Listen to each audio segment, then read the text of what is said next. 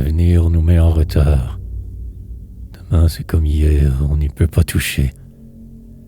On a la vie devant soi comme un boulet lourd au talon. Le vent dans le dos nous écrase, le front contre l'air. On se perd pas à pas. On perd ses pas. On se perd dans ses pas. Ce qui s'appelle les pas perdus. Voici la terre sous nos pieds, plate comme une grande table. Seulement on n'en voit pas le bout. C'est à cause de nos yeux qui sont mauvais. On n'en voit pas non plus le dessous, d'habitude, et c'est dommage, car il s'y décide des choses capitales. À propos de nos pieds et de nos pas. C'est là que se livrent des conciliables géométriques qui nous ont pour centre et pour lieu.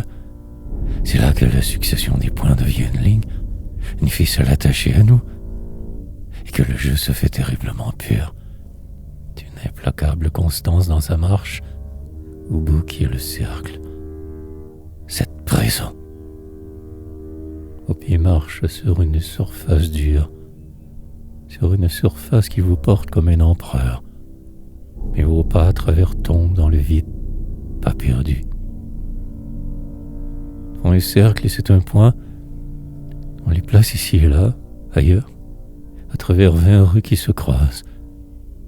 Et l'on entend toc, toc sur le trottoir, toujours à la même place, juste au-dessous de vos pieds. Les pas perdus tombent sous soi dans le vide, et l'on croit qu'on ne veut plus les rencontrer. On croit que le pas perdu s'est donné une fois, pour toutes, perdu une fois pour toutes. Mais c'est une bien drôle de semence. Et qui a sa loi. Il se place en cercle et vous regarde avec ironie. Prisonnier des pas perdus.